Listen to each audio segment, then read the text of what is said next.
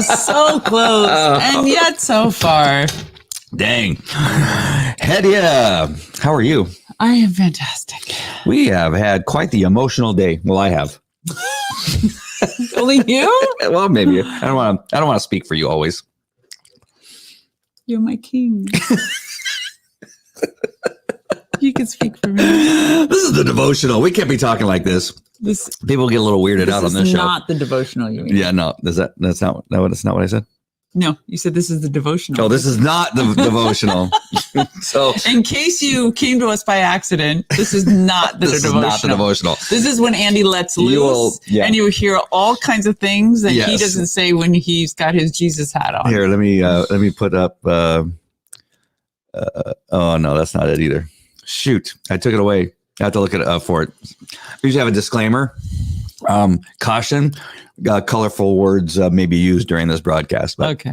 I can't find it. I must have taken it down. Hey, we're going to be talking about Hedieh just wrote an article for the Christian Post, which she's been a regular writer for. Yes. And we knew when we talked about the title and the subject matter that it would get some feedback. Yes. It would cause discussion. Yes. But I did not think, well, maybe I did. Yeah. And maybe I think the volume, I think, is what shocked me. I think it's up to 200 plus comments. And the length of the comments. We're going to get into it. We're explaining just one second. And I'll show you the article in just 1 minute. But we're going to be discussing some of that. And the problem of people, sometimes people don't read.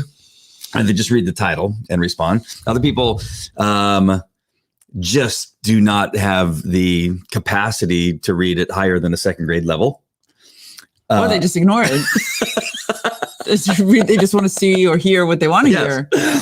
After we discuss a little bit of that and some of the things that are on your mind about what you just want to say about it, then I'll talk a little bit about the Chauvin, and I think that's how you say it, Chauvin, doesn't matter, the police officer on trial for the death of George Floyd. And I'll be discussing that just a little bit and why I've not talked about it. And I think it's important for you to know, those of you that follow me, and I've gotten some people send me messages like, how come you're not talking about the trial? And I'll tell you why when we get to that point. So those are not things. Important to be first. It's important to be right. Right. Exactly. All right. Let's see who's joining us first before we get into it. Hey, Adam, nice to see you again. Hey there. This is a little bit different show. I'm pretty sure that you've been on this show, so maybe you already know that. And then, hey, Carol, nice to see you. All right, so I'm going to get rid of this frame here so I can bring up Hedieh's article. And there it is. Look at that beautiful picture. Oh, thank you. And it is titled The Assault on White America. And when you say white America, you're not talking about whites. Right? The discussion isn't about Caucasians. All right. And so we'll get into that. And I'm going to ask you about that to explain what you meant by that. It's in the article.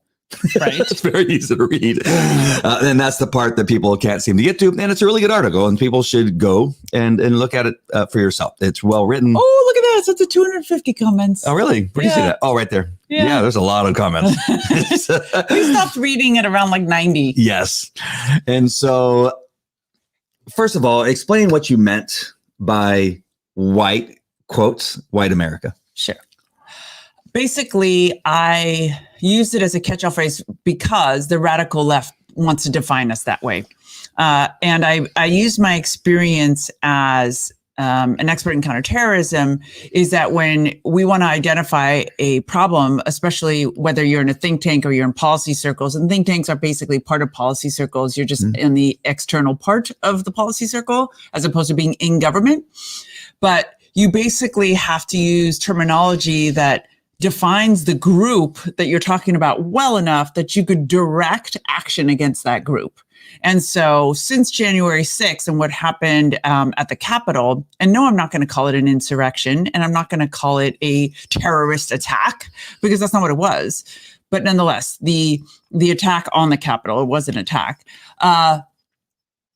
the radical left has been trying to characterize conservatives as angry white people, as radicals, as extremists, as, violent extremists, which is a terminology we came up with in the struggle against Islamic extremism.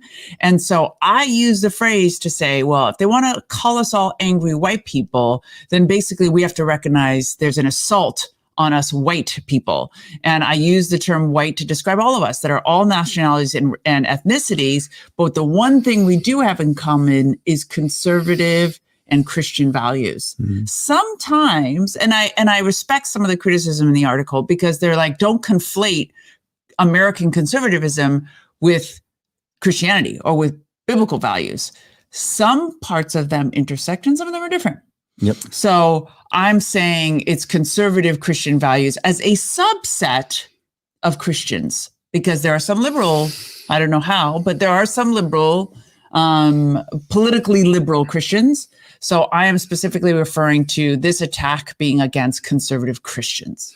And the weapon that they most often want to use is racism, and that you're a racist. And it's hard to do that without creating a label that they can use that with white people. So whether you're black, Hispanic, or brown, Asian or yellow, or American Indian, red, yes. Right? You cannot say all those things and effectively use racism as easily as you can when you're saying white America is racist.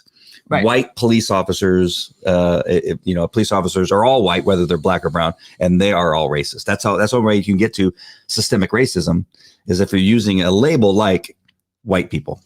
And that's what takes us to the title of the broadcast today, because one of the comments that was really quite mean, to put it bluntly, made this point to me, and it finally made sense why they use the label. Because he's like, congratulations for joining white America, because it's always been a set of values. It's never been about color. And we see all kinds of people, whether it's the Irish or blacks or other people, wanting to be identified as white America. And so you're just part of the same crew.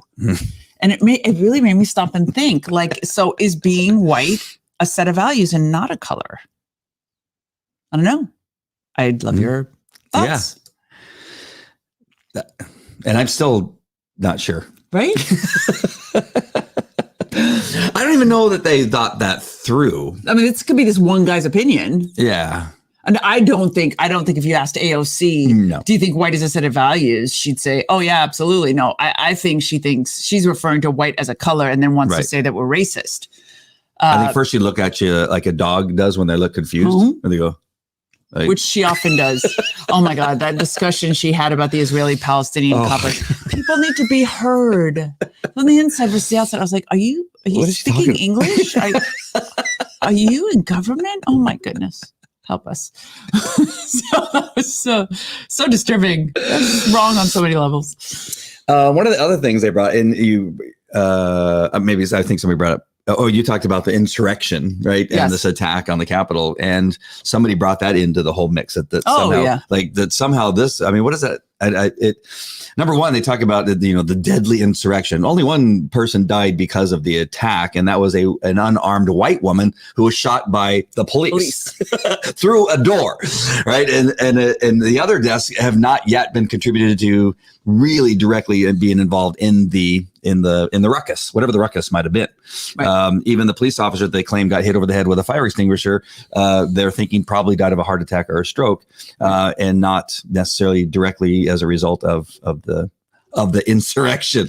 Right. And then the other lady that died, it turns out that it looks like she had some type of overdose of drugs. That's what they're looking at. Some type of, it was related to some narcotics she had been taking, or even a prescription drug and somehow maybe she didn't have enough water or something like that. So they talk about this deadly insurrection. Well, it was the unarmed white woman who was shot by the police officer, who we don't even know the identity of the police officer. See that? And we don't even really know, we have not been able to see the autopsy of the officer that died in that event. So how did they relate that to your article? Because it comes back to Trump. I didn't mention a word about President Trump, and they were just like, you Trumpians. And I was like, wait a minute. And this really irritates me. how did conservative Christian values? I understand that President Trump was a champion of conservative Christian values for the first time in a really long time, in decades, which was fantastic. And it made so many of us so happy. But he did not invent conservative Christian values, nor do they die because he's not our president anymore. So they just are so quick to conflate, to make equal, and for people confused by the word conflate, conservative Christianism with Trump with Trump supporters. And it's so unbelievably annoying that we're still having that conversation, that we can't, and these are Christians, it's on the Christian Post, so a lot of them are Christians saying, you're just one of those crazy Trumpians. And I think it's a very immature argument to dismiss the discussion about, is there an assault on conservative Christian values or not? By just saying, no, there's an assault on you Trumpians, is basically what they're saying. Well, it's an easy argument. They don't have any facts or truth to support their argument, and that's always where they have to go. You see the guy Mark, who's often commenting on my stuff. I trade, but always leads to Trump. And I don't go into anything with him. If I do have a response, is to make sure that I kind of clarify for the third person on the discussion. Somebody that might be watching that may be on the fence or may be confused, but I often just let him speak because he does all the work for me. Yeah, he proves my point on many issues. As much as he thinks he's amazing, but when you go to Trump, you know that they're okay. Now you're a dimwit because number one, President Trump was only president for 4 years. Right, spent half the time battling the lies that were being told about him. Much because he was constantly being charged with some kind of criminal conduct. And it's so amazing that they think he was so powerful and so effective that he's to blame for everything. and it's so easy for them to dismiss the notion that our foundational values are under attack by just saying your king is Trump. And I was like, listen, my king is the Lord Jesus Christ. Mm-hmm. So. And Andy's my small king under the Lord Jesus Christ. We only got 2 kings. Yes, come on. And it's just like, why do you dismiss the discussion or minimize the discussion? And a lot of the comments back to people who said that is like, this is the kind of stuff that makes up the Titanic. Is that when we fight amongst ourselves about whether our values are worth preserving because we're scapegoating some other third person or thing. And I think that's the most dangerous part about what's happening is that Americans, conservatives and Christians are not willing to look at this all as a coordinated attack and a threat. And if you talk to people from third world countries that have suffered from these kind of things, they will tell you, oh, you poor Americans, you do not see this coming. Yeah.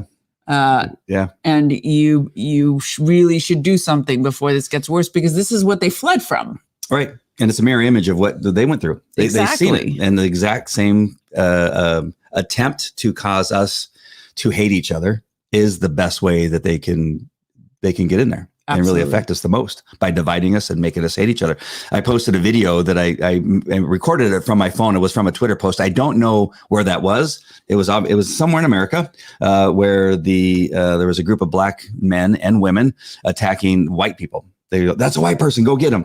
And that's exactly what they want. Exactly. I'm not saying anything against the black community. I'm not saying anything against the white community. I'm saying, but that is what they want. That aggression, that sudden hatred that they're feeling, that group of people in that situation, not blacks as a whole. It sounds so stupid to try to, make my words not sound racist, but I mean, it's exactly what they want. They've created this hatred for white America. And my friend, who's down, they do this like independent kind of reporting, is down they were doing reports on the Trump rallies, the MAGA rallies, shot a video yesterday, what happened in Huntington Beach, where clearly a white power guy, he had Nazi symbols on his sleeve, gets what seems like some Latin guy, because you could tell by his accent, confronts him and is like, dude, why do you hate me?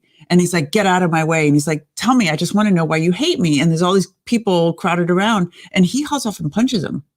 So the aggression, I mean, this is on Huntington Beach Pier. Yeah. And I was thinking to myself, I was like, oh my goodness, like, why is this happening right now? And it's aggression going, and I wanted to use that example because it's aggression going both ways. Mm-hmm. So white people are feeling under attack. The Black community is feeling that this is, that they're under attack and that this is the time to strike back. And it's tearing us apart. And then there's the difference, just really quick. I want to get some of these comments, but the conservative Christian or the white people, we condemn the violence at the Capitol and we condemn the 8 months of violence throughout our country. Both. The other side only condemns one day, about 4 hours on January 6th. That's all they condemn. And we all turned into terrorists. That is like their, what do they call it? Their Pearl Harbor, right? Yeah, that's Pearl Harbor. Like 9/11. But what was the eight months of all the other crap that was going on where several people were killed? That was justice. Where government buildings were literally burnt to the ground. Right? Yeah. I think it was 2 police departments, were burnt to the ground, substations, and federal an attempted buildings. Burning down of the federal courthouse in Seattle or Portland, one of the two. Just craziness. So let's get to this. The left is so stupid. You have to read. Sorry. You do it. The left is so stupid. I met 10 of black and great Americans that day. The left has no clue of Americans. No. Well, but see, that's why I point to this commentator saying white is a set of ideas. It's not the color. You guys are white. And so I thought to myself, okay, well, that's an interesting concept. Okay, like instead of calling us conservative Christians, they want to call us white. Excuse me. Bless you. Bless you. Excuse me. COVID. I'm a super. Where's your mask? For God's sake. So I don't know. I don't know how I feel about that. I told you I wanted to make T-shirts that say "We Are White America." You know what I mean? Yeah. We could just out of a joke for my American Indian husband and the Persian Arab chick. Yeah. It would be more effective if we were black, though. Because people, we're not. Oh, that's another thing. That's another commentator I got. I showed my wife your picture and she wants to know if you have black blood in you, because otherwise you are not a woman of color. And I said, oh my God, Andy, are only black people of color? So we don't have any other colors? Can you put a picture in the comment or no? Is it only only text? Oh, it's too bad you can't put a picture of Meghan Markle in there. Right? How much black does she have in her? Right? And I mean, she's been so abused and held back. Yeah. And not suppressed. What's the word? Oppressed. She's been so oppressed. I know what I want to say on this. And then I put this post up. I created this post that said, why would you be part of a party? Why would you be a member of a party that felt that you are so stupid that you can't get an ID or know where to get water? Right. Like, why would that's all they're saying. They're saying we can't do this because our voters are too stupid. They don't know how to get an ID. So it's racist. Like, why would you be a part of that party? Like immediately I would get offended. You know how fast I get offended. Yes. What? You're supposed to say you don't get offended. You can dish it out, but you don't take it. Yeah. But if somebody says, hey, I got Andy here, we would, he would like to vote, but he doesn't know how to get an ID and he needs water. He wouldn't know to go to 7-Eleven and get his own water or bring in one of those like my sippy cup. I only use a straw on the show because I don't want you to hear me sipping my water. Like, why would you be a part of that? Like, I would say you're an asshole. Screw you. I can get. And there it is. Like, it's such bullshit, though. I can get an ID. My last name's Jimenez, and I know how to get an ID. I've had an ID all my life. Well, I mean, sorry, I'm yelling, but that's where this show goes. You can get an ID. You're more than happy to get an ID to drive a car. Yeah. Fly. To fly, to get a bank account. To go see, WWF is WWE wrestling, right? You need an ID to buy a ticket and get in. I mean, this is fudging ridiculous. Wow, see how close I came. All right, now let's see what Adam has to say. Go ahead and read that. Those attacks in D.C. weren't Trump supporters or Proud Boys like the fake media from Satan claims they were Antifa scum and Black Lives Matter. And I mean, I think that's what happens in a lot of these instances is that chaos breaks out and and people don't know who's who. And I think that Carol knows better, but there was a lot of people who walked over to the Capitol, but those that engaged in violence, for the most part, were not Trump supporters. I think clearly some people got sucked in. Right. It's like, in the shooting as a police officer, if you're pointing your gun at somebody and then the guy to your right maybe sees something and pulls the trigger, you'll pull the trigger because he pulled the trigger. Right. And so you get, what are you shooting at? But everybody's like, let's go. And they go, yeah, thank you. What are you shooting at? I don't know. I didn't even do that either because you make the bullet go faster when you do that. No, I mean it's like there's a reaction to the other reaction. Like you get sucked into the moment. And so I'm sure there were a couple weak people like that. But I saw other people that are saying, no, what are you guys doing? Stop! Like this is stupid. Right? Like there are plenty of Trumpers who are trying to stop the action of, and you aren't going to stop Antifa if they were there, or Black Lives Matter people if they were there. Their whole intent was to cause chaos, again, to cause us to hate each other, and to cause a division between all of us. Orange man bad, exactly. Yeah. I'm just so tired of that argument. It's a weak argument. It's just it carries no weight anymore. At what point does it start to go away? I mean, how long are they going to carry this on? It just goes on forever. I'm going to get a couple of these. Go ahead and. Fun facts. The evil Democrat Party created the KKK and the Jim Crow law, and now the same demonic party wants minorities to hate white people. Oh, the irony. Isn't it bananas? Absolutely. Angela Marie. Hey, nice to see you. Go ahead. To get into a casino, you need an ID. Yes, exactly. To drink alcohol at 7-Eleven, you need an ID. Our casinos are on the reservations. Even Native Americans require ID. Oh, exactly. Such good stuff. Yeah, absolutely. So true. Absolutely. I want to ask you about this. Christian Post is a Christian publication. Yes. But you also had Christians attacking you. The so-called Christians. What were some of their arguments? Yeah, but especially those that apparently have liberal leanings. Like, so I guess this is two-phase. You may have an answer for that first question, but the next one is, can you be liberal and a Christian? Well, obviously, there's many who believe that you can, but let me answer the first question, because a lot of people criticized, they felt like I mischaracterized my Christianity by what they saw as conflating conservatism with Christianity. And my response, I posted a pretty long response. I don't think it changed anybody's mind. So me and Andy were like, maybe it's better just to leave it alone next time. But because you're not going to change the people that are already mad at you for whatever it is you wrote, you just give them more ammunition. But I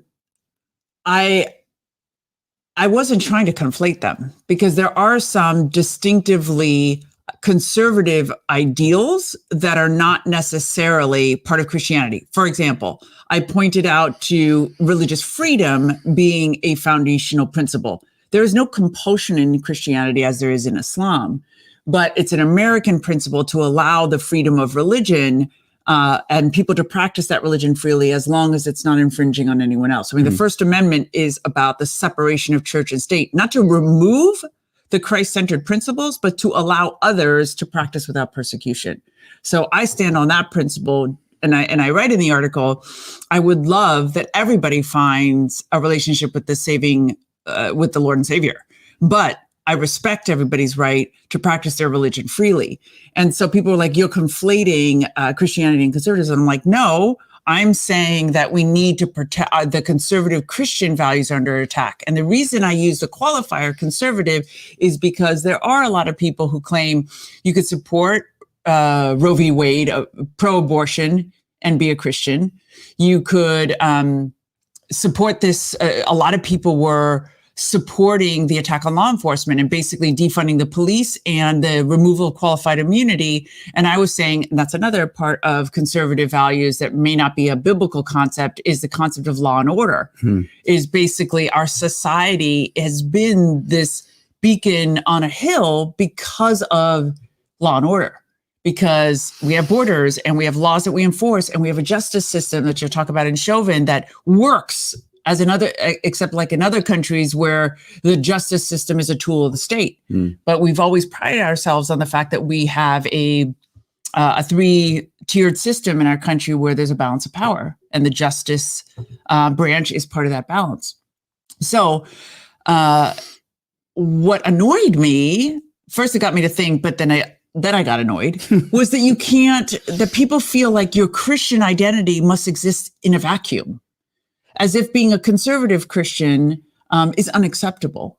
And I think that's ridiculous. It should be no different than saying I could be a plumber and be a Christian. I have I have a profession. I have things I do on behalf of that profession, but that doesn't invalidate my Christianity.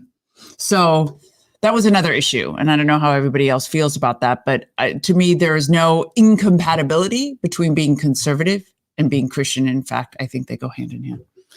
But I believe there's there's no compatibility between being a Democrat and being a Christian. I don't know how you can do that. I see that. You can't go to the voting booth and vote for somebody who's pro late term abortion or abortion whatsoever, and then or multiple genders, and then go more to than God, two genders. I love you, Jesus Christ. Yeah, but you just voted for killing children. Yes. For killing babies. And actually, I think one of the worst part is the multiple genders, is that if you do not believe that God created man and woman, male and female, and you're saying there's an infinite number of genders, I don't see how you could say that that's a biblical value. No. But it's easy for me to justify religious freedom in light of the Bible. But you're right. I think a lot of the concepts of the Democrat Party is putting forward, and I don't even like to say the Democrat Party, because I know there's a lot of things in the traditional Democrat Party that I could understand why people accept. To me, it's a radical left agenda, which is different than the traditional Democrat Party. I put them all together, as you know. I know you do. Democrats, far left, BLM, Antifa, all Democrats. I only would use one word. I'm tired of trying to step around. They're all the same. They all hate our country, and they are causing a division in our country like nobody's ever seen before. But that argument goes both ways. So what if they say, well, you white people, you're all the same. KKK, white power, the rest of you all just one shade of those guys. My argument is, as a conservative Christian, that we have never said that we, hate black people. We've never said that we hate but there's Mexicans. A faction of us that does. Well, then they need to go away too. We don't like them either. Conservative Christians. We don't like anybody. Well, but maybe Democrats will say the same thing. We don't like the crazy policies of AOC. We don't like this multiple genders. We don't like this attacking our schools. Well, then they sure are allowing her to run our country right now. When you're talking about the Green Deal, the new Green Deal or Green New Deal. Right, that everybody has to have a battery car. Yes, because that's surely where Biden's going. The nitwit in the White House, as I like to call him, and Kamala Harris, who he had put in charge of the border, and she's not been to the border. Do anything. She won't even acknowledge the border. She won't ask a question about the border. And then so they're all acting the same. That's why you can no longer separate them. There used to be a separation between the far left and Democrats. There's no longer that separation.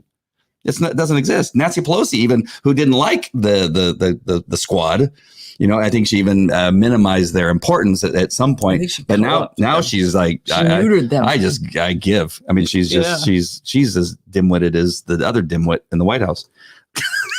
so that's you can't do she's it. Like the Grim Reaper. Yeah, but you can see this is why I'm saying there's no longer is a separation from all these people. They are so now caught up in their hatred of the former president and believe that anybody that is still part of the Republican Party is related to him. It's that the hatred for us is because he was in the White House. This worries me because I'll tell you, as a student of this phenomena around the world in other cultures, we had this notion of radicalizing the middle. So when the distinctions in thought start to disappear and all you have left is extremes, that's a dangerous phenomena. So there should be gradations. There should be divergence of thought. And when everything starts to look black and white, you're entering a very dangerous period. Oh, for sure. But there used to be, I mean, you can see a video of Obama talking about, and he's the president who deported the most people, right? Illegal immigrants, even more than Trump. Clinton, the other idiot. Sorry, I'm trying not to say those things. But he is very much for borders and the secure of borders. So there used to be. That's why it's no longer that way. It's dangerous. When you start to get rid of that, it's a really dangerous phenomenon for our society. I don't think there's any way around it. Okay, so let's see what Angela says. Yeah. So they encourage the division. Yes, absolutely. By the way, I've been called some pretty vile names by strangers, and I couldn't imagine alone one word to bring me to my knees. How weak does one have to be? Tim Fox, nice to see you. Hi, Tim. Oil and water cannot mix together. Yes, I think most of you seem to think that you can't be democratic and love Jesus Christ at the same time. Adam says the same thing. And I mean, if you read the comments to my article, they make some pretty good justifications for why they're doing that. But I have to agree. I mean, you can't support what the Democrat Party today is doing to our society and say you're a follower of Jesus Christ. To me, they seem extremely incompatible. I'm really liking Adam. If you're a Democrat and you claim to be a Christian, you're lying to yourself. You're a child of the devil. There you go. Straight up. We should say the devil party. Right? They're no longer even the Democrat Party. Carol? We cannot call them liberals. Liberals believe in liberty. Yes. And I mean, and we traditionally have the libertarians, which are not Democrats. They believe in liberty, independent, small government. I just put up a graph. Let me see if I can find it really quick. And it has to do with the media and how much, oh my gosh, they changed the page and I'm confused. Oh, look at that. Somebody likes to dress up. I got people that they love. I have a lot of fitness people. They love showing their body parts. Yeah. It's something else. Yeah, sure is. We're getting closer to summer. So I think more and more that is happening. Where is it? Here it is. And so actually, let me bring it up onto the screen. Let me get rid of it. They fear him. He has stepped back, but he's not gone. They have to use the association to derive their power from fear. That's what Don said. Yeah. That's very true. Yeah. So sorry about all the steps here. So here's the graph. And you can see in the blue is the Democrats. They believe hold on, let me find my page again. Here it is. So the trust in media, that's what it is. So the trust in media. So Democrats trust the media by 73%. 73% of the Democrats. They control the media. Yeah, that's not surprising. But that's the problem, right?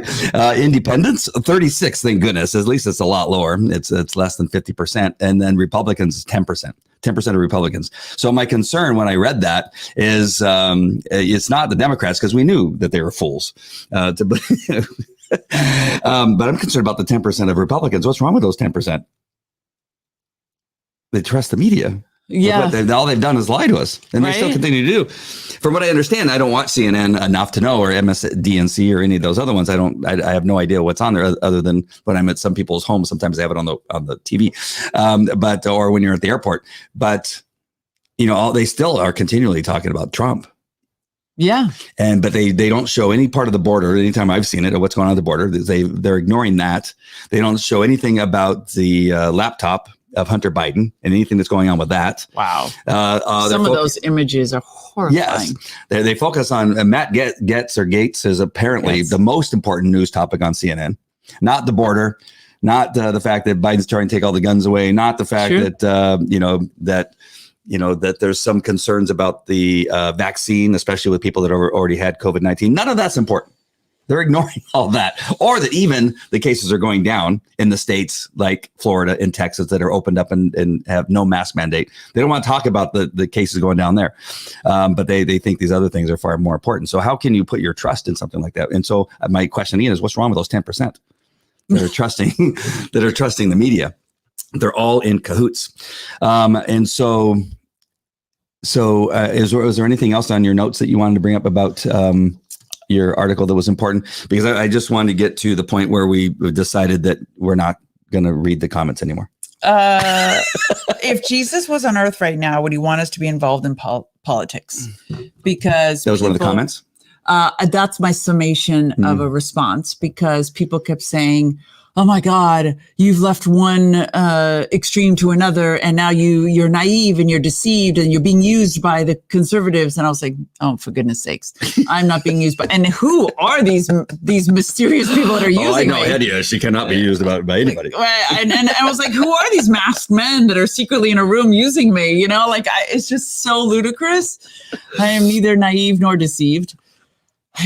I have met the risen Savior, so those days are over. But it surprises me that with all of the instruction, and they said I cherry picked scripture, and I was like, I don't understand how you can't look at the things that Apostle Paul did and what Peter did and Bartholomew getting skinned alive and dying for the gospel, being told repeatedly by Roman authorities and authorities throughout the world, stop preaching, and they refused. Yep. So how could we say that we're not supposed to be involved in politics? How else are we going to defend the gospel? So yeah, as Jack said today, you could go to Chino Hills and stand under a tree and preach to a cow. He's like, but how effective is that? We need to preach it from the cities and from and from the stage and for wherever we can to say that we stand for the Lord Jesus Christ. Yep. And what biblical values have done to form this country. And they said that's incompatible with being a Christian. No. Jesus would want us to defend our children and what's being taught in our schools. If the government is mandating that sex education all the way down to kindergarten, and they're going to be talking about anal sex, and they're going to be talking about where you can go for an abortion without telling your parents, if they're going to try to allow the children to have hormone treatment without having to tell their parents, parental consent, Jesus, I guarantee you, would say that's the line that is drawn, and that we need to be involved in politics because it is the politicians who are making those decisions for us. Exactly. They're telling, hey, we don't need you. Parents, stand back. We're going to raise your children, and we're going to determine what sex they are. Right. And you have no right to limit it. We are going to decide what gender your children are. Yes. And they can chant to Aztec gods. I was telling Andy, I was like, idol worship is one of the most forbidden aspects of, and even Paul in the New Testament, it's not just the Old Testament, repeatedly talks about not engaging in idol worship, and not just the idols of money and wealth and the rest of it, but flat out idol worship. And to allow our children for a grade, like forcing them to engage in idol worship and chanting to demonic gods. Yep. How could Christ not want us to come against that? To protect our children and the influence that could have on them, their lives. So. And not to mention they're trying to close churches. They're trying. I mean, that was probably one of the dumbest arguments or one of the dumbest things I heard. Like we must be involved. That's why I love Calvary Chapel Chino Hills and Jack Hibbs, because he's made that very clear that is one of our responsibilities. Yes, he's brought political. People running for office up on the stage. We've prayed over them for election. Have they always? Well, that's why a lot of people hate Jack too. Oh, yeah. So they hate the whole notion of he's so political. How do you not be political? Yeah. How do you see what's happening in this country and not be political? I mean, even to the point where Adam says here, where black on black homicides in places like Chicago and Minneapolis and Baltimore and New York and Los Angeles that have gone, 100 to 300 to 400%. Black on black crime, and not to mention black on everybody crime, black on Asian crime in San Francisco. 85% of the 80% of the aggravated assaults on Asians in San Francisco are black people. And so if the reason that's happening is because of the Democratic Party policies. The Democrat. Democrat, which is, making it legal essentially to shoplift, right? They're not prosecuting people for the small crimes like shoplifting, vandalism, jumping a turnstile to get on a train or get on a bus all the little ones, prostitution, narcotics abuses, being under the influence, being drunk in public, sleeping on the street, crapping in the street, pissing in the street. None of those things that are now against the law in places like San Francisco, Los Angeles, New York, and Chicago. And what happens when you don't enforce those laws is the bigger crimes become greater. So what they try to lie to you and say is that, oh, look at all the lower level crimes have disappeared. There's hardly anything going on in our city. Wow. Yeah, but let's look at the homicides. No, don't look at the homicides. Don't look at the shootings. We're not going to even tell you about those. We're not going to even report on those. That, again, is something where the church says, no, we need to protect these Black communities. You're doing nothing to protect these Black people. Taking police down, dismantling and defunding law enforcement is what's killing people in these communities. Yep. The Black community wants police and law enforcement. You're hearing the police are killing Black people. They're randomly just driving up and shooting people in the head. Of course, that's not happening, but that's what they want you to believe, so that you can so that you will believe that dismantling and defunding law enforcement is the right thing to do. And in fact, it's not. But that, again, that's still, we need in church to be involved, because it will save lives. They're killing people in these democratic run cities. I like Don's comment. So your child can get an abortion during school, but get suspended for taking an aspirin. Yeah. Oh, yes. Exactly. That's so true. It's so true. Oh my gosh.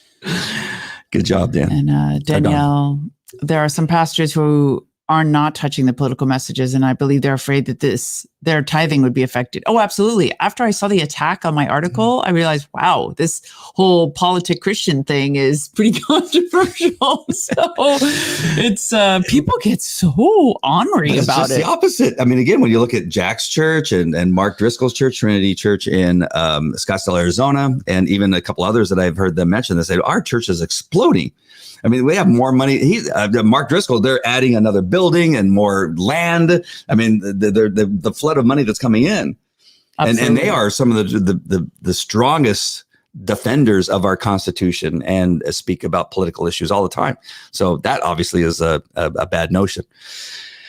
Black Chief of Police. Black Chief of Police, DA, mayor, and so on. Not sure what that was in reference to. Was probably connected to something else. Sorry about that. When your city is run by Democratic libtards, your city becomes a shit show. What'd you just say? I was reading. You made me read. Thank you, Adam. All right, let's close out this part of it, and then we'll get onto the case in Minneapolis. But so, conclusion is, we not going to read the criticism. My friend had a really great analysis, because she runs an online ministry, and she says you get attacked from three places. Not attacked, but your reservations after you publish something come from three places. One is reverence for the Lord. You have a good, solid fear of misrepresenting God's word. And she's like, that's a good one. She goes, then you get internally attacked by the enemy, who's like, you're dumb, you're stupid, you said the wrong thing. She's like, so you've got to always deal with that, because you're always second guessing yourself, and the enemy's trying to discourage you and plant things in your head. So you need to always rightly divide that with the word of God and pray about it. She's like, and then you get attacked by Satan, by the enemy forces. And she says, so basically the attack from this enemy forces you won't see unless you read those comments. She's like, so don't allow that attack to greatly affect your walk. And she goes, and your purpose and the calling that God's put on your life. She says, vengeance is the Lord's. The battle is the Lord's. You put it out there, you pray over it, you believe what you said is right. Let other people fight that battle for you. She goes, because if you allow that stuff in, she says, it'll just suck the life out of you. It's bad enough you have to deal with the right reverence you have for the Lord, and your own internal enemies. Don't add the external enemy to it. I thought that was great advice. Absolutely. That's so good. Isn't it? She's a wise woman. Yeah. Yeah, she's very awesome. smart. She's awesome. Very smart. All right. Very good. That was a good discussion. Thank you, sir. I love our friends. I almost hate to go on to mine, because I'm not going to say that much. I'm just going to say a little bit. Just for those of you that are maybe watching for the first time, I'm a former police officer, 21 years. I was a detective in sex crimes, family crimes, domestic violence. I was in the helicopter. I was on the SWAT team, and supervised the K-9 unit, and did a few other things, and taught at the police academies and use of force. I now testify in court cases, strangely enough, mostly on the defense side of things, when a police officer uses his dog to search for narcotics, or uses dogs to track down somebody that's maybe committed a murder, or use the dog to bite a suspect, and a use of force type of thing. So I'm considered an expert in use of force, use of police dogs, and scent detection dogs. Just to lay that out so you know what I'm about to talk about, I have kind of an idea. I've testified in federal court and state court probably 100 times over the last several years, and been in court a lot. I don't know that there's many people on the planet that have testified on the stand and been sworn in and testified as many times as I have. That's not telling you I'm a great person. I just get lots. There's not very many people like me that know what I know about dogs. So that's for sure. So like, what do you, people go like, what do you do? Like nobody knows. Like it's just this really weird niche that there's maybe two other people on the planet that do what I do. And so, but I've been in court a lot. I know a lot of what's happening at the border. A lot of cases that I've had have involved Border Patrol. They're at the border where people are coming over, bringing drugs over, hiding people and bringing them over, and dogs are being used to search those vehicles. So with all that said, Hedieh, as an attorney, trained attorney, UCLA and USC, or just USC? USC Law School. Okay. And you passed the bar? Yes, absolutely. You didn't First cheat? shot. No, Really? no cheating. What? You sure? Positive. All right. School is my thing.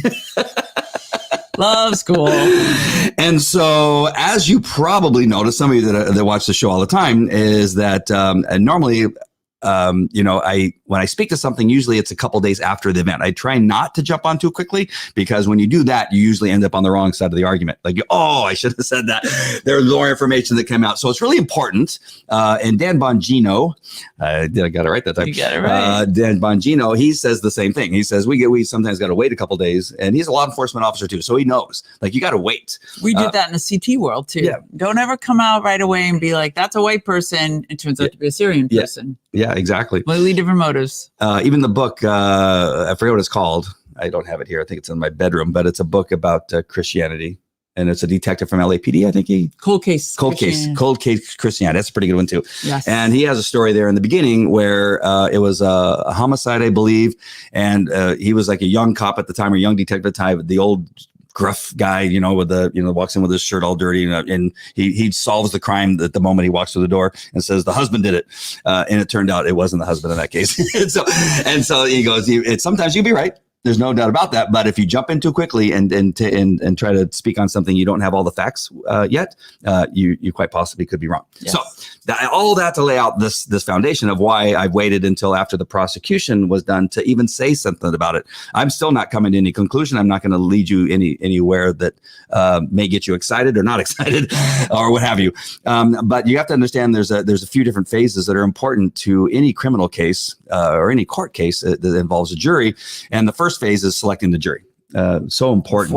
Where you have both the prosecution and the defense selecting people. They ask them questions, and each side gets a number of people that they get to put on there. Then they negotiate and they kick people off, and they come to this thing. So this is really a really important part of any case. As you probably know, any of you that watch, CSI or any of those other shows, that's really important. So I'm probably saying something that most of you know, but I just want to make sure and lay this out. But that's really important. The thing is, in this case, I don't know that we know that much about these people. We know that there's some black people, some white people, some male black, some male female black, and the mix, it appears to be pretty good. It's not all black community people, but it's interesting because it's a pretty good mix, and I'm wondering how this is all going to play out. And the thing is, we're not going to know until the end. That's right. The important thing. The only thing I want to say about that, I know I just said, well, I don't know anything about the jury, but the important thing is that all it takes is one. You just need one person in a criminal case to say, you know what? I have reasonable doubt to believe that a murder was committed. Exactly. One. Remember that. We just need one that's not willing to change and say, I don't think that he caused this guy's death. And that's all you need. So go ahead. Well, and I want to point out to people that for them to understand what we call the eggshell plaintiff, which is you find your victims as they are. So the fact that he was a drug addict or he had a heart condition or whatever, and it contributes to the death, he still can be found guilty of murder because the victim had these conditions. It doesn't exculpate or, like it doesn't exonerate him because he took drugs or because he had a heart condition. Because a lot of people are like, well, if he had a heart condition or he took drugs, then it's not the cop's fault. No, it could still be his fault if they feel that his actions were not reasonable in light of this person in this police scenario that he's in. So I think that that's also often misunderstood by people that watch legal cases and not understand why somebody gets convicted or doesn't get convicted. In the law, we call it an eggshell plaintiff. So if the person happens to be extraordinarily delicate, well, that's just too bad. That's your bad luck, but you could still be guilty of a crime. Yeah. But then it's still, you got a jury who's looking at all this information and trying to decide, if the person's an eggshell plaintiff, and also they'll even take it. Should the cop victim have known that, and should he have known that? Yeah. And beyond a reasonable doubt, can we decide beyond a reasonable doubt? And I was telling Andy that they're guilty, and I was telling Andy, this is what I love about this country. This is what the checks and balances system is all about: is that things are tried in the court of public opinion, but then some jury of his peers with attorneys and a judge that's monitoring the process are going to look at the actual evidence, hear experts from both sides, and decide. And we have a lot of respect for that institution in this country. It's important. So there's some other things. The jury's going to be given some instructions and rules to follow when making these decisions. And so you have the law, right? You have the murder statute and what what it requires to come to a conclusion of murder. Right. And then you have like what would be considered manslaughter here in California. I think theirs is called murder 2 or murder 3. It's one of those. I can't remember which one. And that will have a different bend. It could be where murder means that the officer was looking for George Floyd, and I'm gonna kill that guy. And so you have malice of forethought, where you've hunted him down, you decided you're going to kill him, and you kill him. That obviously is not premeditated murder. In this case, I think they're using murder 2 and murder 3. And here in California, it'd be more like manslaughter, and then a lesser manslaughter.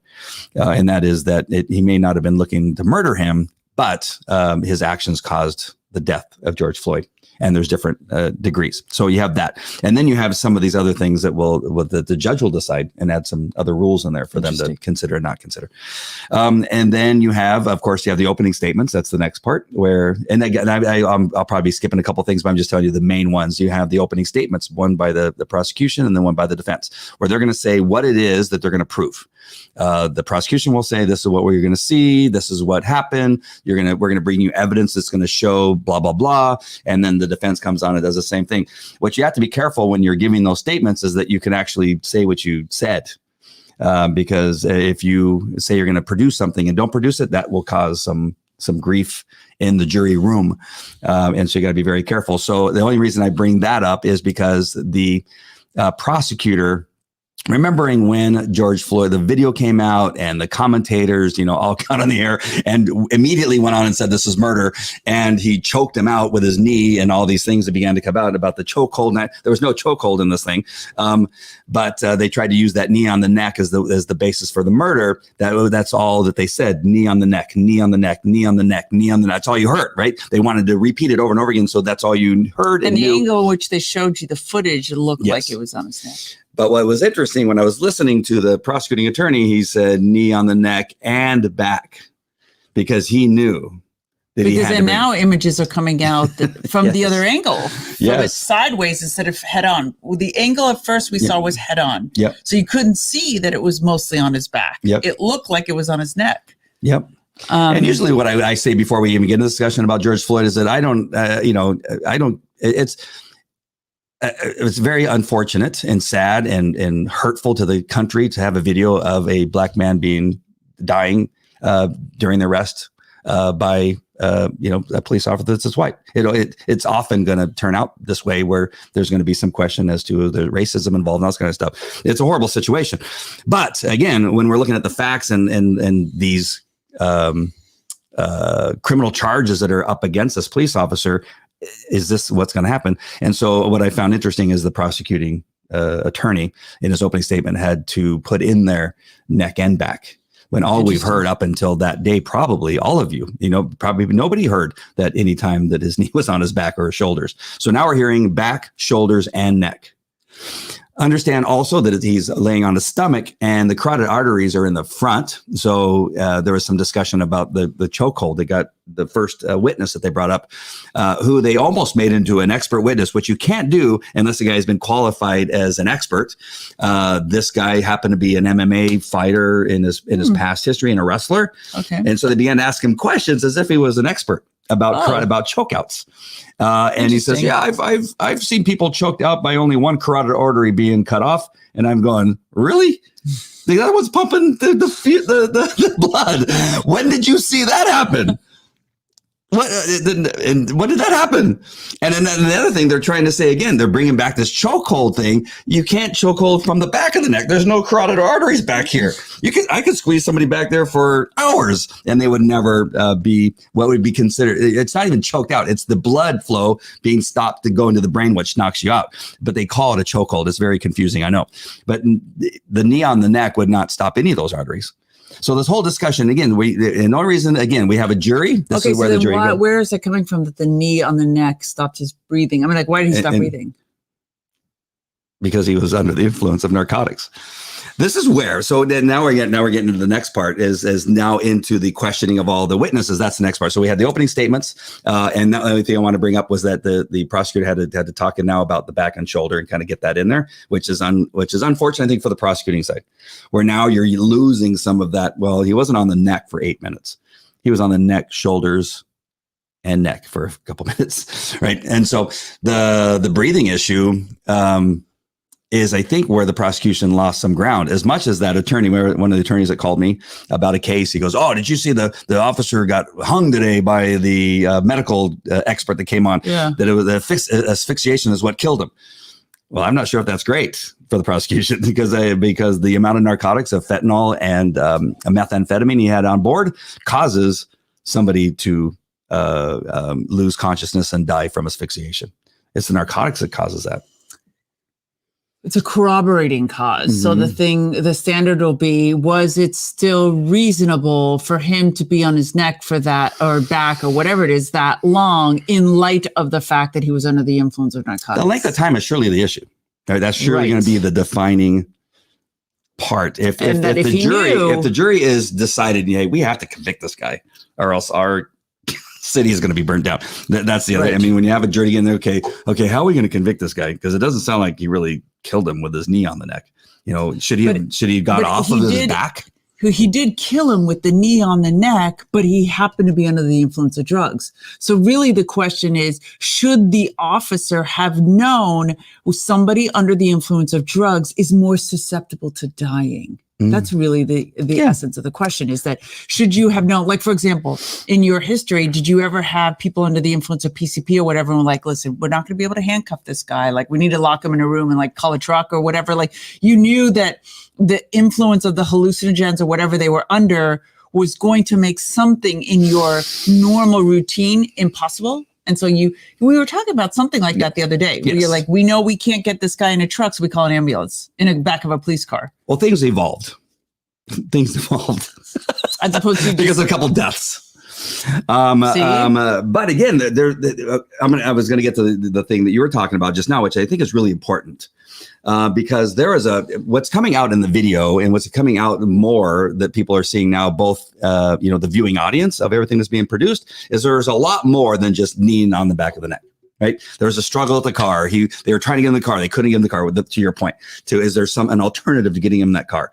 And he's fighting and struggling. And he kicked one of the officers. I never knew that he kicked one of the officers. Right. And that was after they pulled him out. And so you're as a law enforcement officer, you're dealing with a man that's completely unreasonable. Right. And there must be drugs. Yeah. Because it was just. And there's nothing you can do. And there's people surrounding you. And you got people videotaping. There's a lot going on. And again, I'm not making excuses for Chauvin necessarily, but I'm just saying there's a lot more to this whole story. And it's not, I wouldn't want to put any one of the people in the jury in the same set. Okay, let's go outside. And if we could, if you can't, right? This is one of the things that we talk about sometimes in putting up a case is, hey, should we recreate the scenario in the jury, in the courtroom? And so people can see. I go, no, I always tell them, no, do not do that because you'll never recreate what was going on the street, ever. So you're going to have to do your best to describe it, because what will end up happening is it won't be as bad as it was on the street, because it's a controlled environment. Right. In an uncontrolled environment, where you don't know where people are going to come from, where you don't, they're saying they're going to kick your ass, take your badge off. I'm going to come in there and kick your ass. I'm going to use words, motherfucker, get off of them. And you hear violence from the people around you. And now you have a violent suspect that you've been fighting with now for longer than 8 minutes. I think the video prior to getting him on the ground was even longer. And you're trying to neutralize the situation. You're trying to get it under control. So what were some things he could have done other than holding him down on the ground? But they had to wait for an ambulance or an alternative way to transport him somewhere else. That's what I think they're going to get to. But what do you do with a man who so far has been combative and has been kicking you? Right. You have to hold him down. Right. There's not much you can do. Do you now stand back and let him run around with his hands behind his back and act like a fool? So if he had put his knee like towards his back, would he have probably survived then? Is it where it was located that probably blocked? I have not heard testimony. Again, the prosecuting expert will say that the knee on the back killed him. So, like, if it was farther down, do you think it would have not killed him because he would have been able to breathe? I think the whole thing, in order to control being on your stomach with your hands behind your back, I think the guy weighed something like 260 pounds, something like that. So, I mean, he's pretty heavy. He had a heart problem, and he also had COVID. Right. And putting him in that position obviously is going to make it hard to breathe. But again, my question, I think what the defense is going to do, and the only thing I'm trying to say is that what we've seen so far, I don't think the prosecution has as much as they thought they were going to have. I think many people in the media, I think many people that are with Black Lives Matter, whatever, where this is slam dunk. Yeah. this is easy. We have a whole video showing. No, you got to kind of bring in all these other situations. Did the knee on the back cause his death? We don't know. What else were they supposed to do with a guy that was combative until they had an alternative? Yeah, it's like, what else? There's not that much else. Okay. They tried to get him in the car. He wouldn't go in the car. They tried to get him to stand next to the vehicle for, I think, a period of time, and he kicked them. Right. So and then he asked to be put on the ground. Right. He asked to be put on the ground. But I think even being put on the ground, this guy in his condition with everything that was on board with him, laying down with nobody on his back, he may have died. I think there was one question, and I didn't see it, but I think I read it in one of the blogs somewhere, is that somebody asked, what if you didn't know what happened on the street and he was brought into you, what would you say he died of? And they said, well, an overdose and asphyxiation due to the overdose. And overdose doesn't asphyxiate. Yeah, it does. It causes, it causes a restriction in breathing, and you can die. My nephew died of the same thing. So basically, Chauvin just exacerbated it. But didn't necessarily. Did George Floyd exacerbate it with his fighting back, being uncooperative, being in in the condition that he was. And how much did Chauvin's knee contribute? That's where the defense has to come in. The window is open, or the door is open. Which one is it? The door is open. The door is open now for the defense. A small window. Yeah, because again, I think what they're working against is this idea that they have to convict him. I think everybody believes he has to be convicted, or else the shit's going to hit the fan. There's no other way to put it. Sure. And so there's a little light coming through that door. And I think the prosecution left enough light that if the defense could come in, the defense attorney is fantastic, by the way. Oh, really? Oh, he's really good. He's so good. He's been so calm and just asking very direct questions. Even when he gets, an interruption by the judge or the prosecuting attorney with an objection, he handles it well. There isn't like some attorneys will get all flustered and like what? And he's very good. He's so good. I mean, I gotta hand it to you. Part of it, as you know, part of this putting a case on is a bit of a show. Oh, right? A lot of it's show. Yeah, so you got to be careful. As our friend Don said, it's going to be an OJ show. It's the glove. I'm not sure I'm answering your question, but I can tell you that I've been in with very combative people. PCP is a horrible drug for police officers to deal with. And the 2 times I had to arrest somebody and we used to hog tie them, we used to tie their feet to their hands. I was going to ask you. Yeah, we tied. Couldn't they have hog tied them? Did they have cuffs in the car where they could have both the people that I hog tied and the amount of narcotics that this guy had, they both died in the back of a police car. Oh, we didn't make it to the. We didn't want to wait for the ambulance, but we took them. We threw them in the back of the police car. And you didn't get prosecuted or whatever. No, one was Mexican, one was a white guy. Because they said the hog time didn't contribute to the death. They said it probably did, but what else were we supposed to do? Under the influence of PCP is a very violent drug, and they have no pain. The one guy, he walked through a plate glass window, didn't run through, walked through a plate glass. He's just like, and went right through it. Glass on him. We were wrestling him. He was naked, full of blood, wrestling him. We're all full of blood, his blood. Wow. And he had hepatitis. And this is the whole thing about wearing masks. These stupid people. Like, he's like, they want us to go out there. We're wrestling people with AIDS. We're wrestling people with hepatitis. And we went to work every day. Like, teachers can't go and teach. Sorry. And so, so we wrestled this guy and hogtied him. And I put him back in somebody else's police car, and I followed another police car there. And we got there and we opened the door, and he's dead. And so he died. But the alternative, there's not much you can do. I mean, maybe that's another thing that the Chauvin defense would have to demonstrate, that he didn't have any other option. Not to mention that the knee on the back of the neck like that is in the procedure manual. They're trained to do that. That is one position. That's the one way you get somebody that's on the ground who's combative, you can control them, and while waiting for an ambulance or waiting for an alternative way to transport them to jail or to a hospital. And that was his behavior indicative enough of being under substance the intoxication that he should have known that may contribute to his death? They'll probably decide not. But because of the court of public opinion, they may be like, okay, no. This is so gray that we can make it black and get away with it. Yeah. You know what I mean? Just to appease the public. Yes. You know, that there's... But there also is a duty...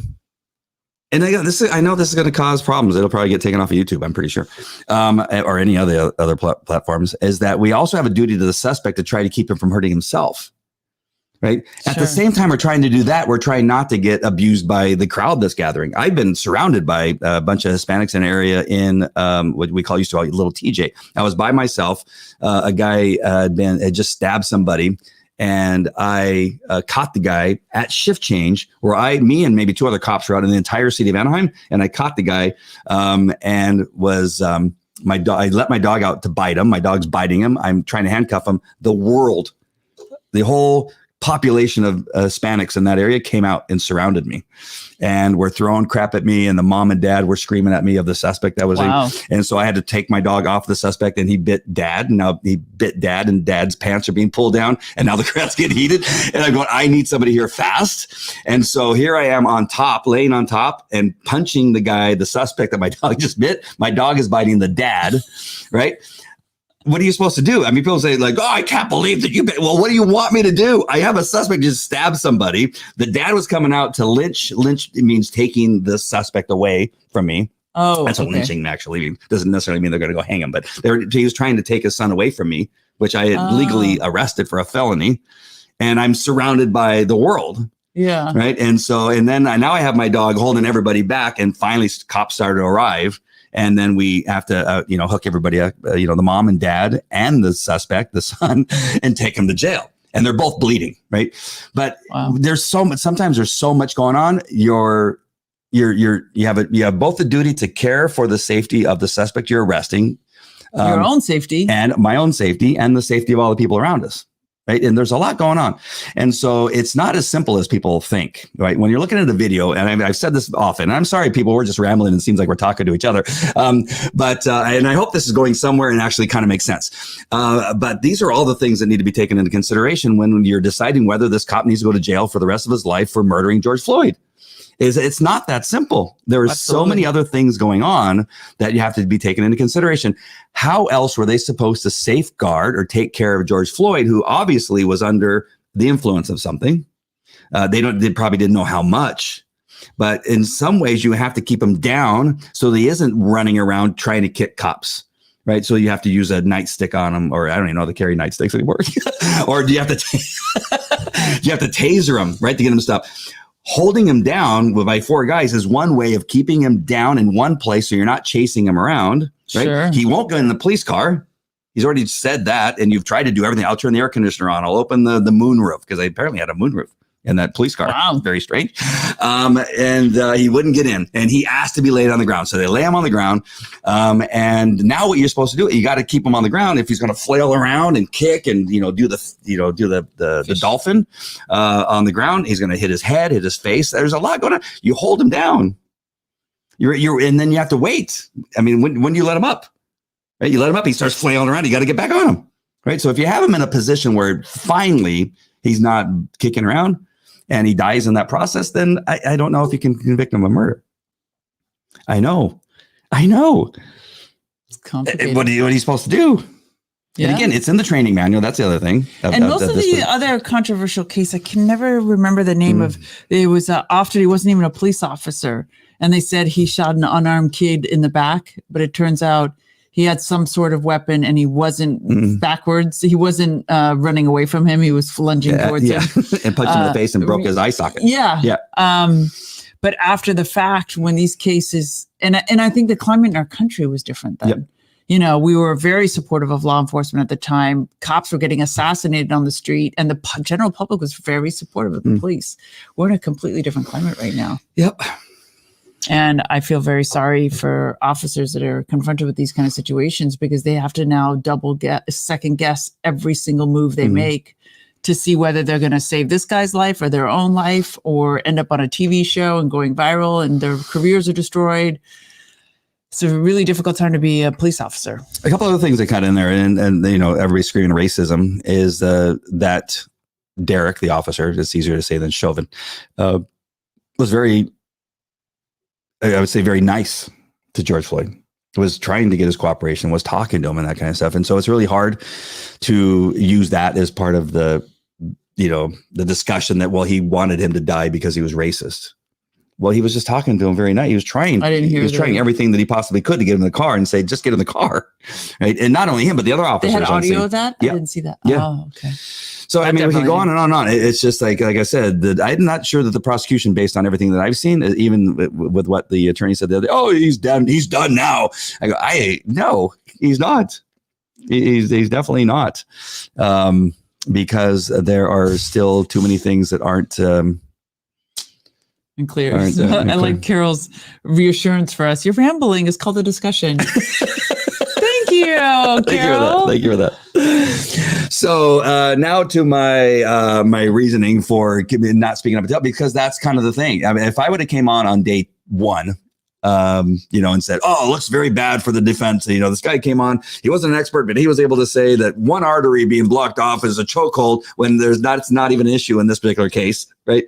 But they went on and asked, you can jump on these things and say, and the next day the prosecution did this, and it would cause confusion, at least with my audience, without understanding that there's all these other things that are actually been brought in, because you don't know if they're going to be brought in. You don't know if the judge, because the judge also has had some rulings that, we shouldn't say this because it may be, prejudicial to your, to the case one way or another. And there's going to be objections and all those kinds of things. And so it's really hard to really determine where things are at, especially on a multi-day case, where things are going to lie at the end. So the prosecution, I think, is done, if I'm not mistaken. If not, they're very, very close. And so my conclusion at this point, with all the rambling that we just did, which is also a discussion, is that I think there's some room for the defense to come in and we'll see how that and comes cause some problems for the prosecution. Yeah, it's going to be. I only thing I can say right now, I don't see how he can get the most serious probably not crime charge against him, but I think they're going to come down with some charges. Yeah, they'll come down. Like I said, I think assault under color of authority or something like that, if they have that in there, may be the thing they can get. But unless he gets the chair, there's going to be rioting. I don't think it matters at this point. Oh yeah. Wow. Well, they have to wait. I'm convinced there's no way, because if they want blood, then if they don't get blood, then what's the point of even convicting him of a lesser charge? Yeah. Just do the right thing. Right. Yeah. But BLM, I think, came out with a statement of who cares what they said. But anyway, but they're the one that the rioters are going to follow. But they said that this is a clear cut case of murder or something like that. I can't remember what the statement was, but they're just setting those people up to tear down. Not only Minneapolis is not going to be the only place this is going to happen. It's going to happen in all the states that it happened over the last several months. Cities. Portland, Seattle, Minneapolis, Baltimore, New York, Los Angeles. It's going to be a pretty bleak time, I think, after this is over. And again, I don't think it matters at this point, because it's not going to be the highest level of the crime, unfortunately. What is Adam saying here? I also think Derek Chauvin won't be found guilty. There's not enough good evidence convicting him from what I've read. That's the thing. I think there may be, let's see what the defense does, but there may be enough gray area for them to convict just based on the climate in the country right now, which is unfortunate. And Carmela seems to think that they're going to, whether convicted or acquitted, they'll burn the city down, which is sad to think. And they should not have settled the civil case first. Yeah, that was really dumb. Ridiculous. You never do that. Criminal case first and then civil case second. Yeah. You never, because they're saying, well, look, they gave him all this money. If he wasn't guilty, why they give him all this money? That's how stupid people are. And I understand the idea that, did the kneeling on the neck plus the fentanyl and the methadone lead to his death, then that should be enough to give. But again, I argue that what else are you supposed to do with a guy that's fighting and flailing around at the time? That's the thing. Was there another, was it reasonable? Mm-hmm. Under the rules that he's governed by, the police manual and whatever other standards they hold them to, was it reasonable? Was that the only reasonable alternative available to him? Yeah. And I think in a perfect world, in a vacuum, that should be an easy standard for him to meet. But based on the court of public opinion, will the jury say that? And they'll be like, no, there should have been another way. Yep. There are a lot of other things that came out of the trial, just too many to talk about all of them. But the prosecution's witnesses had some things that weren't so good for the prosecution, including the chief of police and some of the other people. And so, like I said, the door's open. The defense attorney, I think the defense attorney is about the best you could possibly have in this case. If anybody's going to affect the outcome in a way for the officer, it would be this attorney.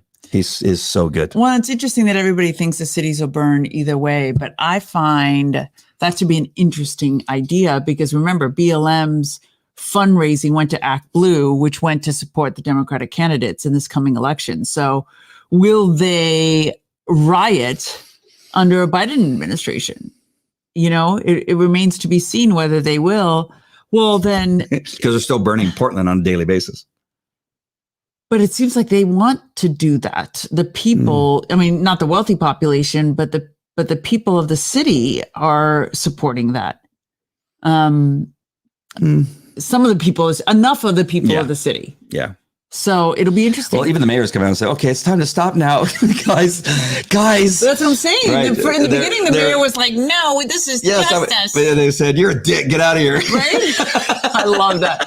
And he's there, he went with his mask. I'm with you. This is justice. And he's like, what are you, fart head? Get out of here. And then they went to his house. Right? And what an idiot. I love that happened to them. That was hysterical. And now they're funding the police again. And the police are going, screw you. Right? Oh, my gosh. So it'll be interesting to see. It'll be interesting to see what happens. All right. So I hope that all made sense. I think we had a very reasonable, intelligent conversation. Yeah. Just like a talk show. Welcome to our couch. This is what we talk about. This is what we talked about at lunch. Not about this, but we talked about a few things. But yeah, we have these discussions all the time. This is how we talk. So welcome to our world. How are you feeling? I'm feeling good. Your world has been turned upside down. Yeah, it has. You okay? I'm okay. So those of you that don't watch our devotional, we've asked for prayers for some things that happen, and God is amazing. Right? We got a new house that in some time in the near future you'll be moving there first. Yes. I got some things I got to work through before I can do that. I have my house now. But at least we're not 65 miles away from each other. Yes. We'll be down the street. And then then my entire family. Well, yeah, my entire family, other than Courtney, will be living all under one roof. Can you handle that? Can you go from one kid to 6? Well, if you add me, 7. Yeah. We're gonna find out. Your house sold, your other house sold. That was a big monkey on your back. Yes. So hard to get out from under. Zara, your daughter, at the high school here, tried out for the cheer team, and then it wasn't sure. I guess some confidence levels were a little bit low, but she nailed it. She nailed it. And got selected to the JV team as a freshman. Yes. That's pretty awesome.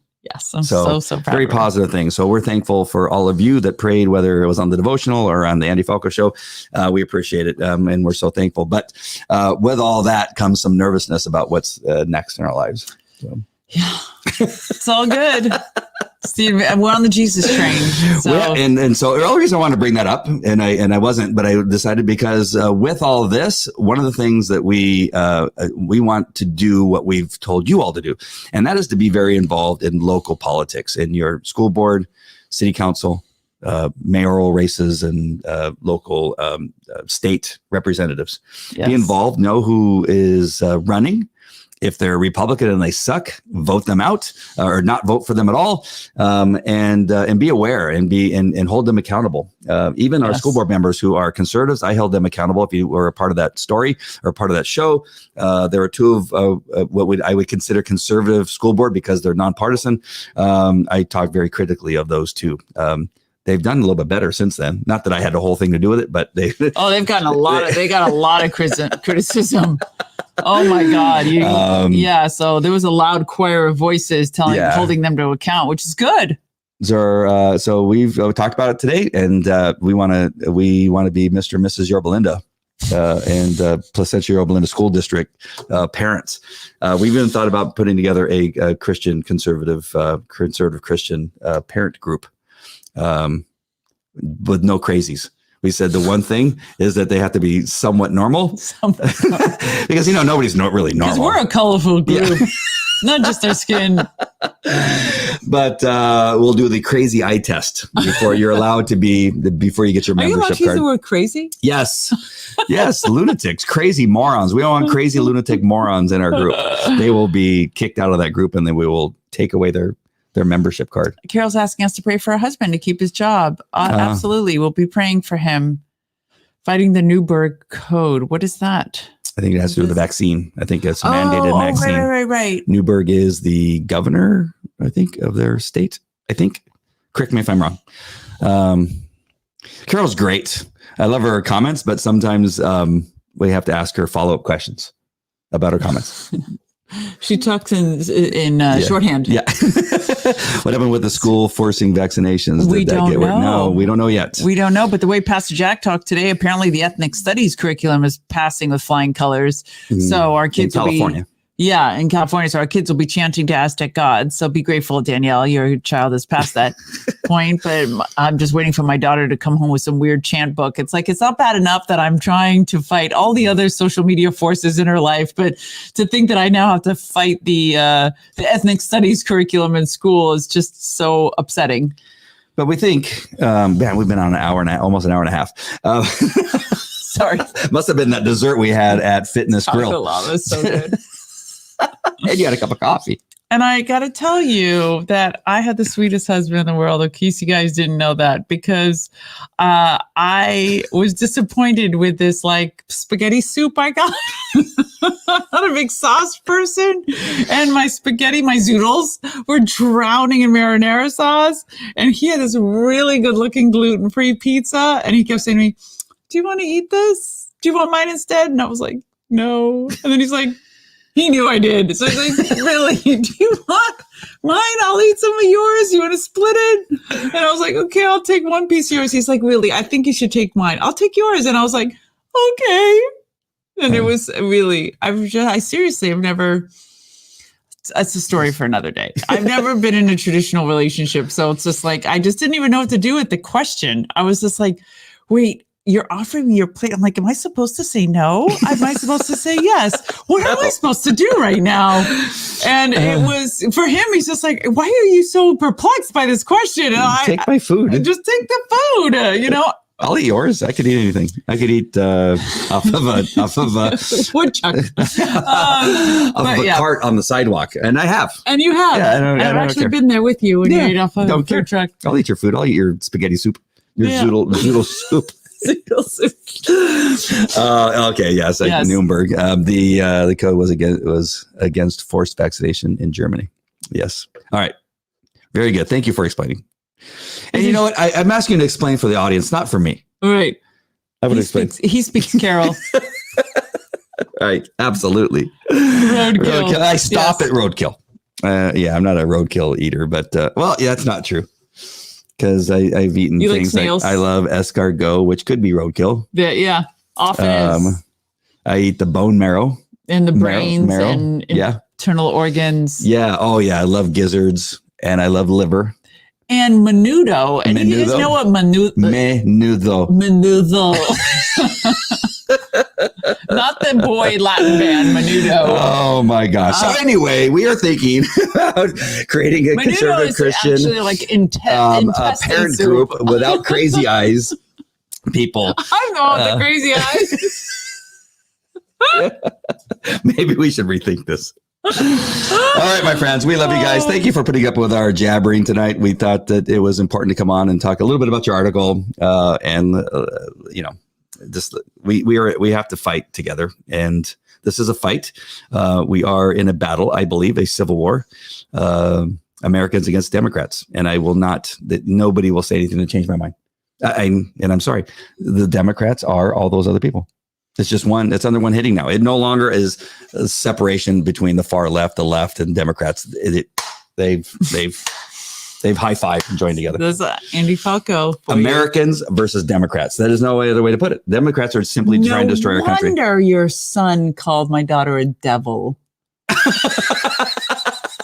Yes, the 7-year-old called my daughter a devil because she was a Democrat. It says, like, well, you must be the devil. I was like, my son likes my show. Yeah, see that? There you go. I told you they put each other down by calling each other a Democrat. Yeah. Yeah. That's a true story. True story. Ray, quit being a Democrat. I'm not a Democrat. Shut up. That's it. That's the argument I hear in the back of my truck. All right, my friends, we love you so much. She talks in code. I love it when you talk in code. Carol, we love you. Yes, I wasn't absolutely. But Andy understands your code. Yeah. I'm just new. I'm just the newbie. All right. We love you guys. God bless. Stay strong. And again, pay attention to local politics and strong and happy. Pray for Carol's husband. And joy. Yes. Experience joy. Yes. In everyday life. Have joy in adversity. Joy in adversity. Count all suffering as joy, my friends. Wow, From the Apostle Paul. You're so good. We make such a good team. Only because of you. Let's go put our jammies on. Let's go put our jammies on. Sit on the couch. What are we going to watch? Are we going to watch? We're going to watch the Fall. Have you watched The Fall with the girl who was the X-Files lady, X-Files star, Christine Anderson? Christine. Okay. That last name is Anderson. I don't think her first name is Christine. Something with a K. Is it Christine Karen? I don't think it's Chris. We're going to find out. It is a really good show. The X-Files lady. It's in Ireland, right? I think it's in Ireland. Yes. Or Scotland. Belfast. Oh, Belfast. That's right. It is Belfast. Because there was a place that I was there, that lake. Right. Yep. That I walked around with a friend of mine in Belfast. It's about the life of a commander, whatever her title was. It's not an English, it's a not an American term, so I don't remember what it is. But the juxtaposition of her with a serial murderer, and actually how similar some of their qualities. Their personalities are similar. Their qualities, some of the qualities are similar. So it's a very smart show. That's what I got to say. Yep. She walks up to a crime scene with a sergeant there. A good looking dude. He's a good looking dude. Good looking dude. Really? You thought he was good looking, did you? I did. Really? Can I say that? Anyway, she walks up to him and says, I'm staying at the Belfast Hotel, room 203. Like, full stop, drops it. And that's it. They've never met before, never seen each other before. See what I'm saying? No, and remember, she's driving with her underling, and she's like, stop the car. Yeah. Stop the car. She stops the car, gets out, walks over to the guy. He's like, I'm in the Belfast Hilton, room 203. Bye. And walks away. Yeah. Gangster. And he shows up. He's married. She didn't know that, though. And then he gets... Should we tell him? No, we don't tell him. So watch The Fall. It actually is really good. I do really like it. And The Chosen is the other one. we're going. Did you just say those two in the same breath? Jesus, please don't be upset at us. We're new and fun. We love you very much. We seem to be all over the place, but know that you're center. You're front and center in our lives. We go from The Chosen. You to go. The Fall. What? I go. I would not have brought up The Chosen after talking about The Fall. But But that's where your integrity comes from, is your honesty. Yes. But that's how we learn about the enemy. You have to be aware of your enemy, of the enemy's tactics. And so this is explaining what exactly? Some of the greatest apostles hung out with whores and tax collectors to damn it. Yeah, thanks. Oh, sorry, let's see. That's hilarious, right? Of course he shows up, right? Watching a new episode of The Chosen. Amy's apparently watching appropriate TV. We do too. Amy, so, watch The Fall. After The Chosen, watch The Fall. We do it too. Repent from our sins from watching The Fall.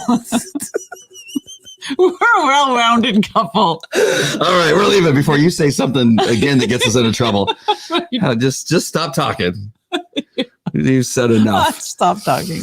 All right, we got to go. We love you guys so much. Thank you. God bless you. We'll pray for Carol's husband. What was Carol's husband's name? Did she say? I don't remember. What's your husband's name? Or do you not want to tell us? Good night, Gracie. Gotta go. Leaving at 5 a.m. for my new clinical trial. Bye, Lynn. Thank you.